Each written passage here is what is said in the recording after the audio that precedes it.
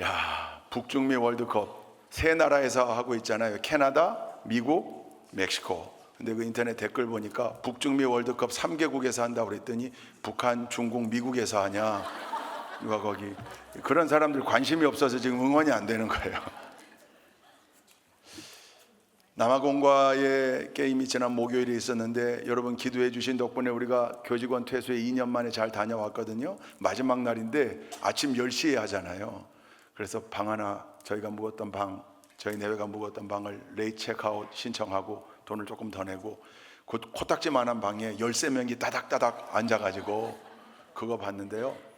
저도 1986년도 월드컵부터 시작해서 40년 동안 우리나라 게임을 단 한 게임도 놓치지 않고 봤습니다만 진짜 역대급 선수들을 모아 놓았는데 역대급으로 졸전을 펼쳤어요. 왜 뭐가 이유일까? 정말 답답합니다. 근데 여러분, 제가 꼭 여러분께 부탁드리고 싶은 말씀이 있어요. 오늘도 예배 들어오기 전에 그 소식을 듣고 잠깐 봤더니 막 댓글이 막 올라가는데 그냥 저주에 가까운 그냥 막 들어오지 마라, 들어오지 말라는 양반이에요. 들어오지 말라는 양반이에요. 거기서 뭐 어떻게 해라. 근데 여러분, 화가 나는 건 당연하지만 우리 믿음의 사람들은 화를 낼 때에도 믿음의 사람답게 내야 합니다. 댓글에 그렇게 그냥 안 보이는 공간이라고, 익명의 공간이라고 거기에 막 저주를 퍼붓는, 그건 우리 공동체에 아무런 도움이 안 되는 거죠. 여러분, 우리 좋은 교회는 정말 좋은 교회입니다. 동의하시면 아멘. 건강한 교회입니다. 행복한 교회입니다. 그건 누가 만들어주는 게 아니에요. 우리 각각이 좋은 신앙인이어야 되고 건강한 신앙인이어야 되고 행복한 신앙인이어야 이 공동체가 만들어지는 거예요. 그러면 화를 낼 때도 여러분 선을 넘지 말아야 하고, 이제 확정이 되놓으니까 뭐 온갖 얘기 걱정이에요. 뭐 그 밑에 써있더라고요. 계란값이 올라서 걱정이다. 근데 계란 들고 계란값이 올라서 걱정이다. 2014년도에 공항에 들어오는 월드컵 대표 선수들에게 그 준비해 가서 엿을 던졌던 사건이 있습니다. 그렇게 분노와 실망을 표현하는 사람들, 국민들의 마음도 이해는 되지만, 그러나 어느 한 영혼을 다치게 하는 일, 더군다나 저주에 가까운 독설을 퍼붓는 일은 적어도 우리에겐 없어야 되겠습니다. 이제 앞으로 개혁이 되겠죠. 저 축구협회도 싹 갈아엎고 제대로 된 정말 공정하게 선수 선발하고 뭐 이런 일련의 조치들이 이제 있을 수밖에 없을 겁니다. 모 국회의원이 엊그제 그런 말 했더라고요. 월드컵 때문에 우리 대한민국 국민들의 수명이 조금 단축됐다. 그만큼 답답하다는 얘기인데, 오히려 이번 기회를 통해서 정말 새로워지는 계기가 될 수 있도록, 그게 진정한 응원이겠죠. 믿음의 사람들의 응원은 세상 사람들의 것과 달라야 되지 않겠습니까? 진정한 응원을 할 수 있는 우리 성숙한 국민들 또한 될 수 있기를 주님의 이름으로 축원드립니다. 제가 6월 첫 주 토요일 날 현충일로 기억이 되는데, 우리 지금 저 뒤에서 예배드리고 계시는 문흥상 장로님 산수연이 있었습니다. 팔순. 감사 예배에 제가 가서 인도를 했습니다. 거기 친구분들과 친척분들이 또 우리 몇몇의 동역자들이 함께 가서 예배를 드렸는데, 그때 이제 예배를 마치고 순서에 가족들 인사가 있는데 거기 우리 이미숙 권사님이 글을 써가지고 나오셨어요. 그래서 그걸 읽으셨습니다. 이제 거기 함께한 친구분들, 지인들, 동역자들. 근데 그 내용 가운데 박목월 시인의 이별의 노래라는 시를 인용을 하셨습니다. 왜냐하면 그 가까웠던 분들이 이제 하나 둘 소천해서 떠나가고 하는, 그리고 우리도 어차피 가야 될 메멘토 모리죠, 다 우리가. 근데 그런 소회를 밝히시면서 박목월 시인의 이별의 노래를 아실 거예요. 노래로도 가곡으로도 만들어져 있어서 기러기 울어 얘는 하늘 구말리 바람이 싼을 불어 가을은 깊었네. 이제 이걸 읽으시는데 제 머릿속에 자동적으로 생각의 회로가 돌아가면서 그 노래가 불려지는 거죠.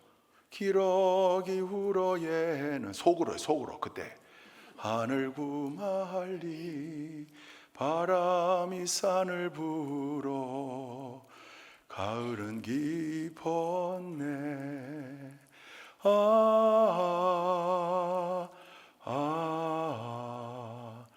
주의 사랑 깊고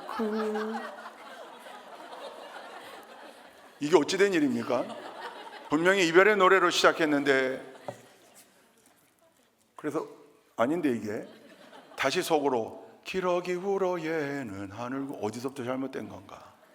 근데 계속 이제 무의식적으로 그렇게 그 노래가 한번 가고 나니까 뒤에가 이게 기억도 안 나고 계속 주의 사랑 깊고 크셔라 내 영혼의 파도처럼, 겟세마네 동산에서라는 복음성가예요. 옛날에 우리 때 많이 불렀어요. 일종의 직업병이죠.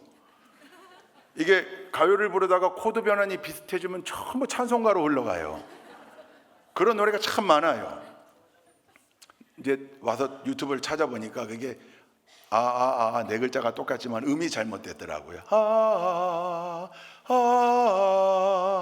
너도 가고 나도 가야지 이렇게 흘러가야 되는데 계속, 근데 이게 그런 경우가 많아요. 반대 경우가 있더라고요. 모 가수가 이 찬양을 불렀대요.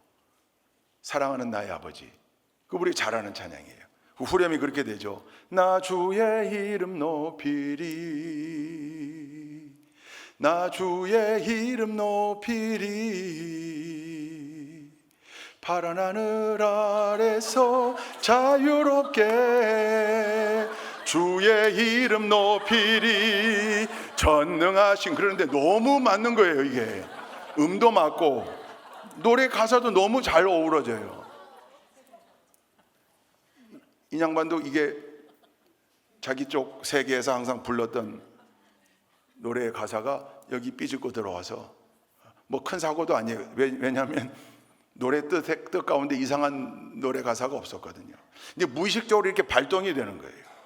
지지난주에 충북연회 목회자 성회하는데 그 강사님이 본인이 들었던 경험담을 얘기해 주더라고요. 뭐 이런 미우의 얘기도 저도 많이 들었는데, 저는 12시에 만나요 보라보콘으로 들었는데 이 목사님은 다른 걸로 들었더라고요. 목사님이 새벽 기도 인도하고 불 끄고 통성 기도하는데 기도하다 말고 찬양이 하고 싶어서 찬양을 했는데 어디선가 방석이 날라와 가지고 봤더니 저 뒤에 사모님이 방석을 목사님이 이게 뭔가 했더니 본인은 복음성가를 불렀다고 생각하는데 해바라기의 사랑으로를 부른 거예요.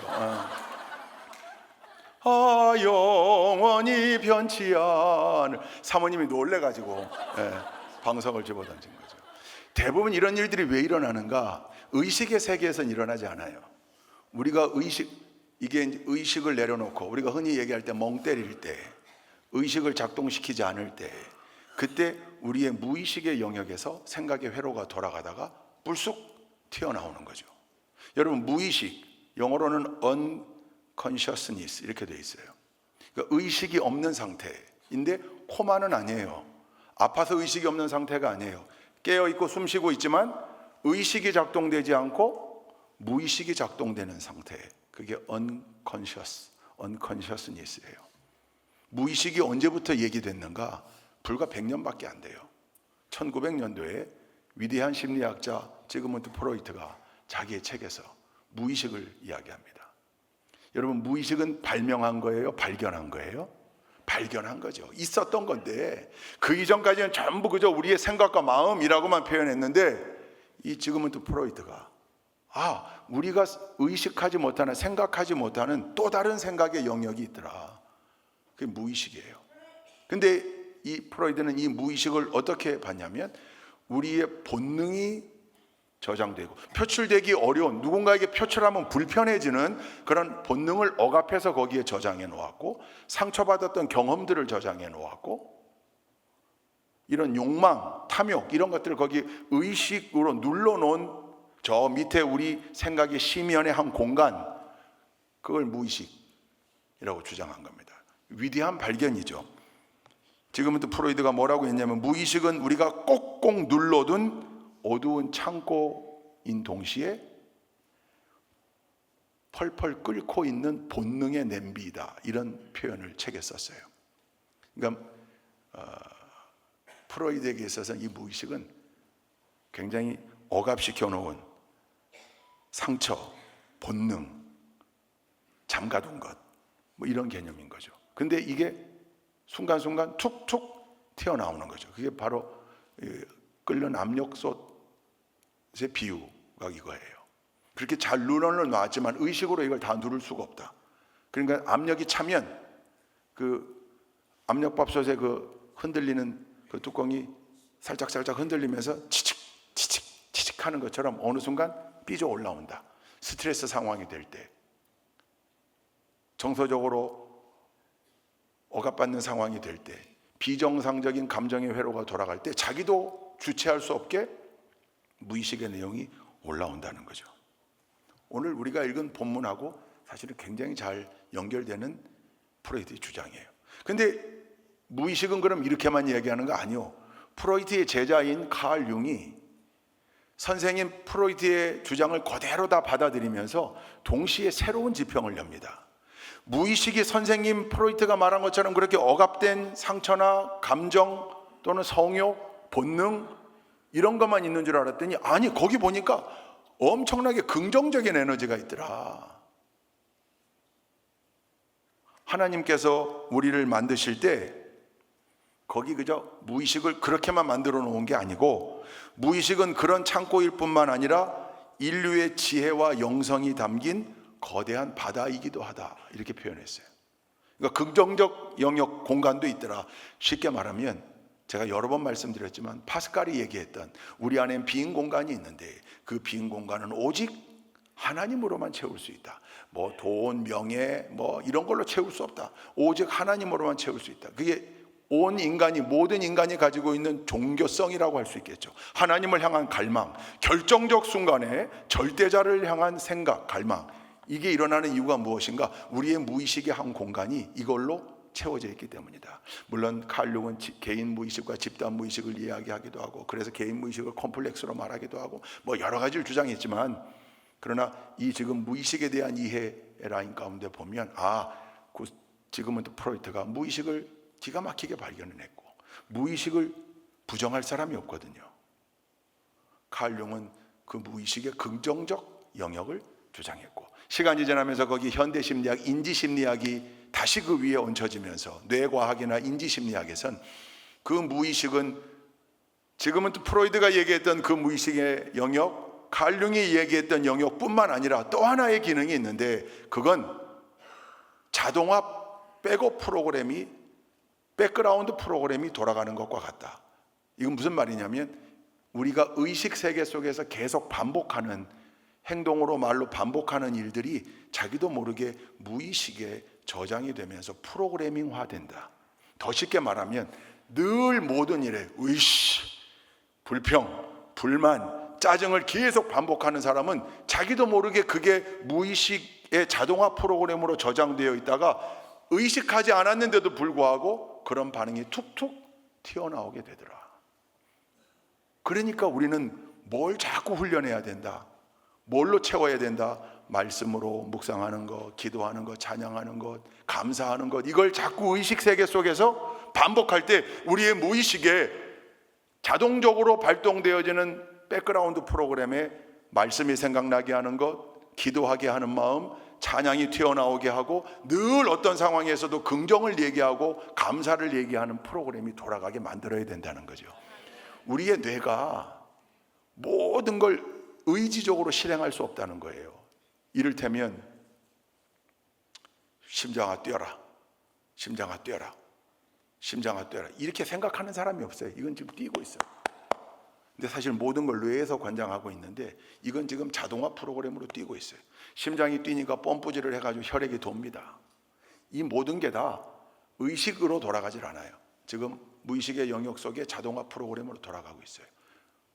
위험한 순간을 만나면 머리를 가리거나 피하려고 하거나 운전을 할 때 갑자기 브레이크를 밟거나 하는 일은 자동화 프로그램으로 저장되어 있는 우리의 안전 본능이 튀어나와서 밟는 거죠. 이게 위험하네, 밟아야지, 밟아라, 그러고 하면 안 된다는 거죠. 그리고 이 모든 일을 뇌가 의식적으로 처리하면 뇌는 터지고 말 거예요. 너무 많은 정보가 있어서.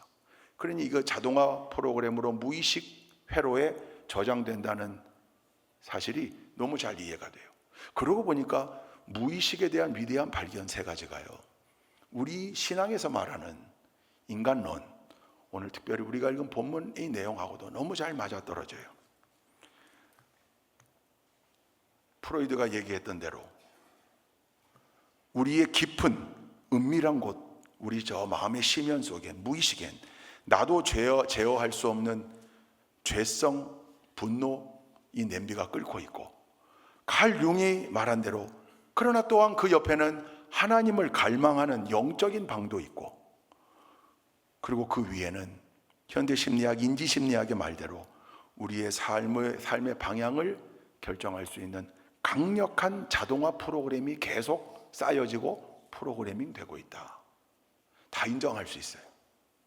제가 오늘 왜 설교 서두에 이 무의식에 대한 얘기를 이렇게 했냐면, 오늘 우리가 읽은 본문 로마서 7장 있죠. 18절부터 25절까지 참 위대한 통찰입니다. 사도 바울이 그렇게 표현했는데 심리학적으로 보면 굉장히 중요한 구절이에요. 그리고 사도 바울은 아주 자기가 겪고 있는 내면의 치열한 갈등, 이때는 무의식의 개념도 없었잖아요. 1900년에 프로이드가 이야기한 거니까. 그럼에도 불구하고 사도 바울은 인정했어요. 자기 안에 또 다른 내가 있더라. 오늘 말씀 설교의 제목이 뭡니까? 내 안에 다른 나가 있다. 때때로 낯선 나를 직면하게 됩니다. 때때로 낯선 존재를 직면하게 돼요. 그게 다 나예요. 그런데 의식 영역에서 의식하지 못했던 무의식의 회로가 작동되어질 때 나타나는 나의 모습인 거죠. 이거를 가장 잘 설명할 수 있는 본문이기도 하고, 내 의지로 제어할 수 없는 무의식의 영역, 내 의지로 모든 걸 제어할 수 없는 무의식의 영역이 있다는 통찰은 우리 인간론 차원에서도 굉장히 중요한 발견이기도 합니다. 뿐만 아니라 사도 바울의 위대함이 여기에 있는데요, 굉장히 솔직하고 진솔하게 자기의 치부를 그대로 드러내놓았어요. 여러분, 오늘 이 말씀을 구체적으로 알아보기 전에 우리가 먼저 기억해야 할 건, 이때의 사도 바울은 예수님 만나기 전에 사도 바울이 아니에요.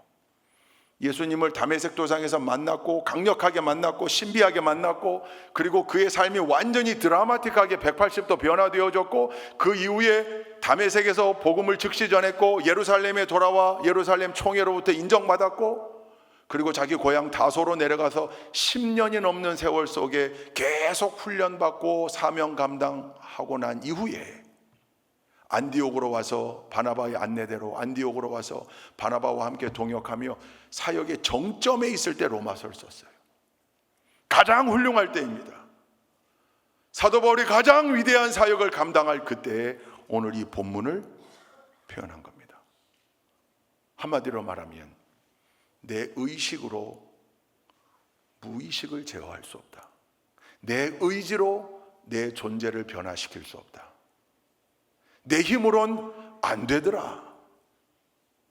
그래서 내 안에 하나님의 은혜로 채워지는 역사가 있어야 한다. 오나의 자비로운 주여, 주의 은혜로 나를 채우소서.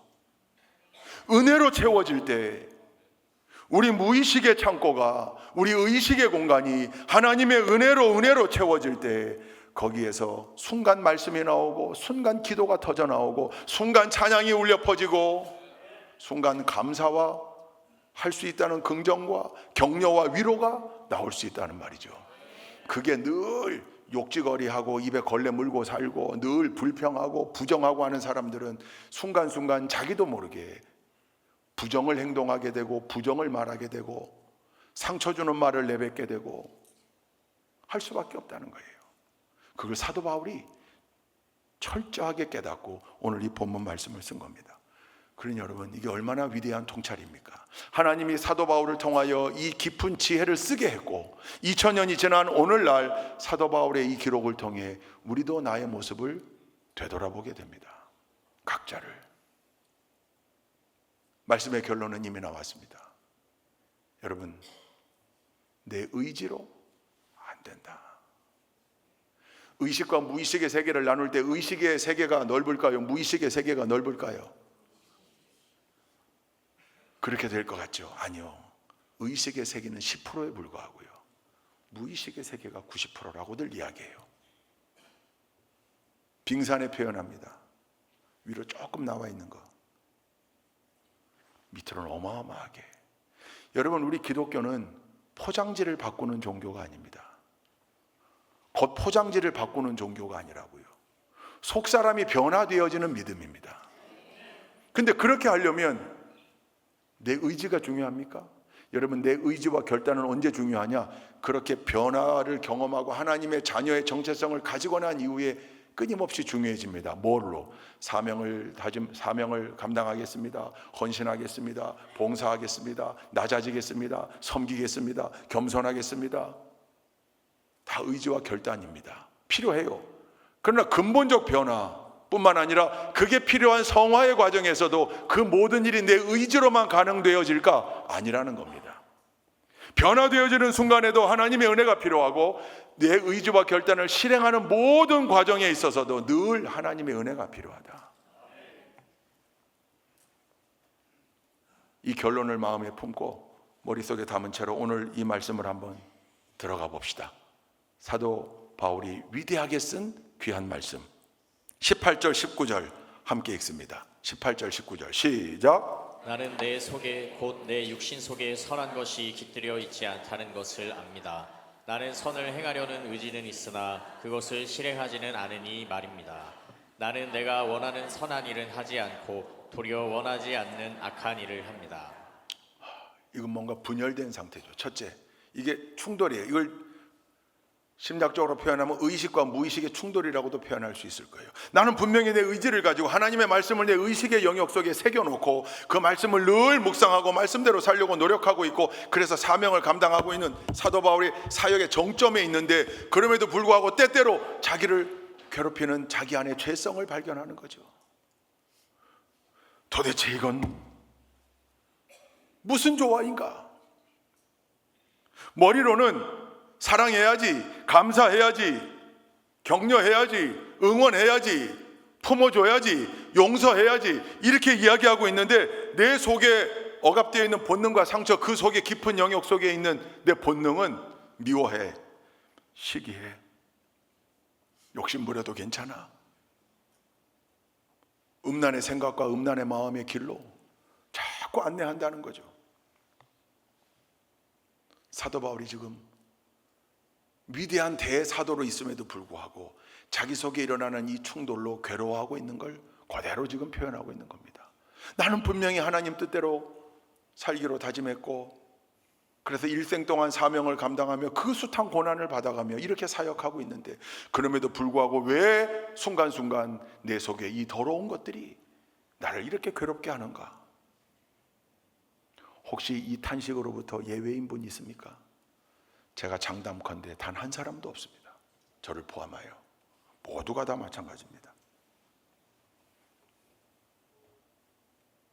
사도 바울이 이것 때문에 괴로워하고 있는 겁니다. 근데 여기서 끝나면 비극이죠. 여기서 끝나면 비극이죠. 그 뒤에 말씀 두 번째 20절에서 23절입니다. 함께 읽겠습니다. 시작. 내가 해서는 안 되는 것을 하면 그것을 하는 것은 내가 아니라 내 속에 자리를 잡고 있는 죄입니다. 여기서에서 나는 법칙 하나를 발견하였습니다. 곧 나는 선을 행하려고 하는데 그러한 나에게 악이 붙어 있다는 것입니다. 나는 속사람으로는 하나님의 법을 즐거워하나 내 지체에는 다른 법이 있어서 내 마음의 법과 맞서서 싸우며 내 지체에 있는 죄의 법에 나를 포로로 만드는 것을 봅니다. 괴로워하던 사도 바울이 그 원인을 발견한 거예요. 정리했습니다. 뭐라고? 내가 법칙 하나를 발견했습니다. 그러면서 자기도 모르게 넘어지거나 또는 악한 것을 행하게 되는 자기의 원인이 어디 있는가? 지금으로 말하면 그 무의식의 실체를 뭐라고 표현했냐면 20절에 내 속에 자리를 잡고 있는 죄, 23절에 죄의 법, 그렇게 표현했습니다. 명확한 표현이죠. 우리 안에 있는 죄성, 우리가 완전히 예수 그리스도의 은혜로 하나님의 사랑으로 변화되어 하나님의 자녀된 삶을 살고 있지만 여전히 우리 속 저 심연 깊은 곳에 또아리를 틀고 있는 우리의 죄성, 그걸 명확하게 인정한 거죠. 그게 의식을 뚫고 올라오는 거죠. 의식의 방어벽으로 잘 누르고 있을 때가 있지만 그 의식의 방어벽이 허물렁해질 때, 느슨해질 때, 그때 그 틈을 삐짓고 이상한 행동들이 올라오는 거죠. 다 경험하잖아요, 우리가. 스스로도 그렇고 타인에게서도 낯선 모습을 발견하게 될 때, 그런 때죠. 그런 때. 그걸 사도 바울은 죄의 법이라고 명명했고, 인간의 무기력함, 인간의 나약함, 내가 이렇게 새로운 삶을 살고 있고 이 위치에 있는데 그럼에도 불구하고 내가 아직까지 이걸 제어하지 못하고 있단 말인가? 여러분, 그게 되겠습니까? 인간의 의지로 천국 가는 그날까지 내 속에 있는 악한 생각 모든 걸 제하여 버리고 온전히 성화의 과정을, 그래서 크리스찬의 완전에 내 힘으로 이루는 그 지경이 오겠습니까? 다시 한번 장담컨대 안 됩니다. 그건 안 되는 거예요. 그래서 24절에 아주 절정의 무기력함과 위기의 탄식을 내뱉습니다. 그게 유명한 구절입니다. 24절 함께 읽습니다. 시작. 아, 나는 비참한 사람입니다. 누가 이 죽음의 몸에서 나를 건져주겠습니까? 오라, 나는 공고한 자라, 그 말이죠. 나는 비참한 사람입니다. 내 힘으로는 안 됩니다, 그 말이에요. 내가 가지고 있는 능력으로는 이걸 해결할 수가 없습니다. 어떻게 해야 하겠습니까? 백기투항이죠. 근데 해결했다는 거예요. 그러니까 이제 사도 바울이 이걸 쓰는 거죠. 그게 세 번째 25절입니다. 25절 함께 읽습니다. 시작. 우리 주 예수 그리스도를 통하여 나를 건져주신 하나님께 감사를 드립니다. 그러니 나 자신은 마음으로는 하나님의 법을 섬기고 육신으로는 죄의 법을 섬기고 있습니다. 여러분, 갑자기 지금 누구를 이야기하는 거예요? 갑자기 감사가 튀어나왔어요. 나는 이렇게 내 안에 또 다른 내가 있습니다. 힘듭니다. 죄의 법입니다. 근데 이걸 내가 어떻게 이길 방법이 없습니다. 너무나 나약합니다.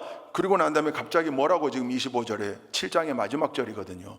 우리 주 예수 그리스도를 통하여 나를 건져주신 하나님께 감사를 드립니다. 요 앞에 문맥상 이해를 돕기 위해서 접속사를 붙인다면 그러나 일 겁니다. 그러나 그럼에도 불구하고 우리 주 예수 그리스도를 통하여 나를 건져주신 하나님께 감사를 드립니다. 그리고 이 뒷구절이 조금 이해가 안 돼요. 그런데 그러니 나 자신은 마음으로는 하나님의 법을 섬기고 육신으로는 죄의 법을 섬기고 있습니다. 이건 지금 다시 자신의 상태를 얘기한 건데, 그러니라는 접속사가 좀 헷갈리게 해요. 내가 지금까지 원래는 내가 변화를 받았다 할지라도 그럼에도 불구하고 여전히 이 현상 속에 있습니다. 그리고 8장으로 가는 거예요. 8장 1, 2절에 이렇게 고백합니다. 이게 중요해요. 함께 읽겠습니다. 8장 1, 2절 시작. 그러므로 그리스도 예수 안에 있는 사람들은 정죄를 받지 않습니다. 그것은 그리스도 예수 안에서 생명을 누리게 하는 성령의 법이 당신을 죄와 죽음의 법에서 해방하여 주었기 때문입니다. 아하, 예수 그리스도를 통하여 변화되고 난 이후에도 여전히 내 속에 있는 죄성 때문에 괴로워하고 있는 사도 바울이 어떤 결론을 우리에게 내고 있냐면, 그럼에도 불구하고 주님은 우리의 이 모습을 너무나 잘 알고 계시고 우리가 죄책감 속에 빠져 있기를 원하고 계시지 않는다. 성령을 통하여 주신 생명의 법이, 아하, 이건 네 잘못이 아니야. It's not your fault. 상담 공부하면서 제일 많이 듣는 영어 표현이에요. 제일 내담자에게 던져줄 수 있는 카운셀러의 입에서 나올 수 있는 말 중에 제일 위대한 말 중에 하나예요. 너의 잘못이 아니야. 저는 청소년기 때 하나님에 대해서 그런 생각을 해봤던데요. 우리 하나님은 좀 세디스트인가? 이렇게 우리 삶의 환경에 죄의 영역을 다 지워놓고 우리를 만들어 주셨으면 다 찬양하고 아름답게 살 텐데, 그냥 죄의 유혹의 덩어리들을 우리 주변에 이렇게 만들어 놓고 우리를 다 감시하시면서 옳다구나, 또 넘어졌다, 혹시 이렇게 하고 넌 회초리 맞아야지, 세디스트신가? 그런 생각이 들더라고요. 여러분, 우리 아버지 되시는 하나님은 우리가 죄책감 속에 우리의 의지로 어쩔 수 없는, 우리 저 무의식에 있는 죄성이 발동되어 우리가 넘어졌을 때, 그때 하나님은 그저 기계적으로 회초리를 들고 우리를 때리시는 그런 분입니까? 아니라는 겁니다. 복음이 뭡니까? 오늘 말씀의 핵심인데, 복음은 이렇게 변화된 예수를 그리스도로 영접한 이후에도 계속되어지는 우리의 죄성이 발동되어지는 우리를 향해 주님은 우리 안에 좌정에 계시고 임재하기를 멈추지 아니하시고 우리를 떠나가지 아니하신다. 아니, 너의 마음을 깨끗하게 만들어라. 그러면 내가 들어갈게. 그건 복음이 아닙니다. 그건 복음이 아니에요. 너의 마음속에, 너의 의식 속에, 무의식 속에 여전히 더러운 죄악들이 남아있고 수없이 많은 가시가 있지만, 그럼에도 불구하고 예수님 오셔서 우리 마음속에 가시를 하나하나 빼어주시더니 그걸로 면류관을 만들어 당신의 머리에 쓰신 분, 그게 주님이십니다. 그게 복음입니다. 그게 복음의 핵심이라는 거예요. 내 의지로, 내 의지만으로 내 믿음의 삶으로 온전히 컨트롤할 수 있다. 그건 교만입니다. 그건 교만입니다. 그러면 잘못하고 살아도 되느냐? 아니요. 우리가 넘어졌을 때 죄책감을 갖기보다 계속 반복되어지는 우리의 생각의 회로가 누구를 향해야 된다고요? 내 속에서 가시를 뽑고 계시는 주님을 향해야 된다고요. 주님, 내가 또 넘어졌습니다. 내 안에 또 가시를 만들었습니다. 그 가시가 또 주님의 면류관에 하나 얹혀졌습니다. 그러나 제가 이 가시를 더 만들지 않기 위해 노력할 겁니다. 다만 주님, 내 안에 같이 계시니 나를 도우소서. 내 의지로 어쩔 수 없는 영역 가운데 하나님 나에게 힘을 주옵소서. 할렐루야. 인간의 무의식은 통제하는 게 아니라 다른 것으로 채우는 것, 더러운 것을 덜어내고 깨끗한 것으로 채우는 것, 탐욕을 없이 할 수는 없습니다. 그러나 덜어내고 그 공간을 은혜로 채우는 것. 컵에 물이 가득 찰 때 컵이 흔들리면 뭐가 쏟아집니까? 물이 쏟아집니다. 컵에 커피가 가득 차 있는데 컵이 흔들리면 뭐가 쏟아집니까? 커피가 쏟아집니다. 컵에 은혜가 가득할 때 컵이 흔들리면 뭐가 밖으로 쏟아집니까? 은혜가 쏟아집니다. 그 은혜로 채우라는 말입니다. 이 일을 끊임없이 주님의 도우심과 성령의 생명의 법으로 감당하고 있는 사람들이 바로 우리들이라는 얘기입니다. 이게 복음의 핵심입니다. 내 힘으로 구원할 수 없습니다. 내 힘으로 내 모든 삶을 바꿀 수 없습니다. 내 힘으로 모든 것을 제어할 수 없습니다. 찾아오는 우울감, 무기력감, 나태함, 죄악에 물든 죄를 향한 끝없는 죄성, 탐욕, 이걸 내 의지만으로 누를 수 없다고요. 내 힘만으로는 안 된다고요. 그래서 주님 온전히 바라보고 의지해야 한다는 겁니다. 그래서 성령님께, 내 안에 내주에 계신 성령님께 내 삶의 주도권을 내어드려야 하는 이유가 거기에 있습니다. 그 주도권을 내어드리면 내어드릴수록 그 빈 공간의 영역에 하나님의 은혜가 채워지는 겁니다. 말씀을 준비하면서 노래가 하나 생각났습니다. 시인과 천장의 가시나무라는 노래입니다. 하덕규 씨가 작사 작곡했습니다. 그 가사가 이렇습니다. 내 속엔 내가 너무도 많아 당신의 쉴 곳 없네. 내 속엔 헛된 바램들로 당신의 편할 곳 없네. 내 속엔 내가 어쩔 수 없는 어둠 당신의 쉴 자리를 뺏고. 사실 이거 거의 복음성가입니다. 하덕규 씨가요, 원래 미술 전공한 사람입니다. 근데 굉장히 서정적으로 가사를, 시인이죠, 그러니까 잘 썼어요. 그때 그 포크 음악의 대부였던 조동진 씨가 하덕규를 보고 발굴을 합니다. 그래서 이 기타리스트의 대명사인 함춘호하고 둘이 묶어가지고 시인과 천장이라는 그룹을 결성했어요. 인기를 얻습니다. 근데 그때 당시 하덕규 씨의 그 간증을 들어보면 엄청난 허무함, 분명히 대중들 앞에 서서 엄청난 박수갈채와 환호를 받고 돌아왔는데 그 마음이 왜 이리 공허한지 자기 집으로 돌아오면 저 나락으로 떨어지는 경험을 했답니다. 깊은 우울감, 무기력감, 급기야 대인기피증, 한 달씩 커튼 닫아놓고 열지 않고 빛을 보지 않고 집에 처박혀 사는, 그러다 보니 술을 먹어야 하고 대마초를 피고 환각제를 먹고 저 밑바닥을 경험하던 중에 만든 작곡한 노래가 이 노래입니다. 여러분 놀랍지 않습니까? 이거 본인이 변화된 다음에 만든 노래가 아니에요. 칼 융이 얘기했던 인간 안에 있는 종교성, 하나님을 향한 갈망이 노래에 표현된 거죠. 당신의 쉴 곳 없네. 그게 바로 우리 주님이십니다. 이 가사들을 표현하면 어떻게 변화됐는가? 대구에 사는 누이가 피폐해져가는 동생을 위해 기도하다가 찾아와 성경책을 선물합니다. 그리고 데리고 교회 예배를 갑니다. 작은 개척교회였다는데 환상을 봅니다. 가시면류가 빼곡하게 쓰신 예수님이 걸어서 자기에게 들어오는 환상을 봅니다. 그때 이 삶이 변화됩니다.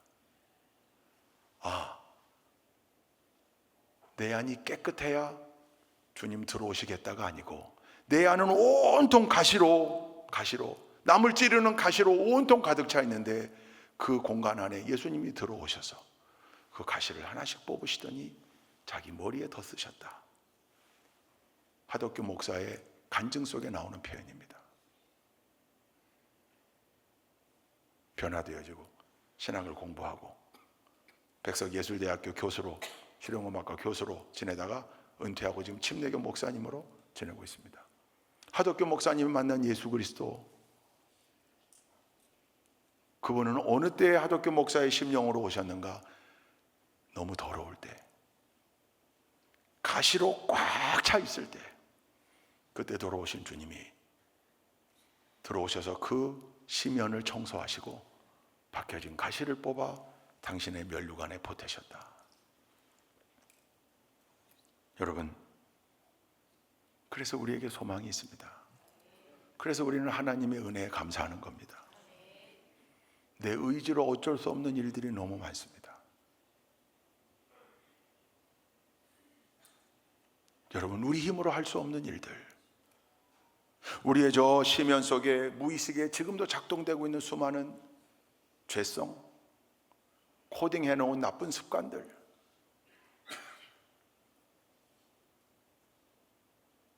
믿음의 여정 가운데 하나씩 덜어내고 그 공간을 하나님의 은혜로 채웁시다. 오 나의 자비로운 주여, 나의 몸과 영혼을 주의 은혜로 다 채워주소서. 그렇게 하나하나 채워질 때 내 속에 나를 힘들게 하는 어둠을 덜어낼 수 있고, 나를 무겁게 만드는 죄짐을 덜어낼 수 있고, 은연중에 튀어나오는 모난 가시들을 뽑아낼 수 있고, 예수 그리스도와 함께 치유되어지고 회복되어지는 우리의 마음속에 더 위대한 신앙의 삶을 살아가게 되는 줄로 믿습니다. 우리 좋은 교회를 섬기는 모든 동역자들이 언제나 건강한, 의식은 물론 건강한, 우리가 훈련시킨, 저장해 놓은, 아름다운 것들로 저장해 놓은, 하나님의 은혜로 가득가득 채워 놓은 그 무의식을 가지고 천국 가는 그날까지 이 땅에서 복된 생명의 길을, 믿음의 길을 걸어갈 수 있는 모두가 될 수 있기를 주님의 이름으로 축원드립니다. 좋으신 하나님, 내 안에 다른 나가 있음을 사도 바울은 이미 2000년 전에 설파했고, 오늘날 우리에게도 그대로 적용되어지는 귀한 말씀, 오늘 다시금 마음에 담으며 복음의 핵심을 다시금 깨닫습니다. 오직 하나님의 은혜로 우리 안에, 심령 안에 찾아오셔서 좌정하고 계신 주님, 성령님, 깊은 교제 가운데 우리의 삶의 주도권을 내어드리며 우리의 의식과 무의식을 언제나 하나님의 은혜로 채우기 위해 노력하고 애쓰는 모두가 되게 하시고, 그 일 가운데 우리를 도우시며 끊임없이 우리를 격려하시고 우리를 인도하시고 우리를 응원하시는 성령님의 그 손길을 충만하게 체험하는 우리 좋은 교회 모든 동역자들이 될 수 있도록 인도하여 주옵소서. 예수 그리스도의 이름으로 기도 올리옵나이다. 아멘.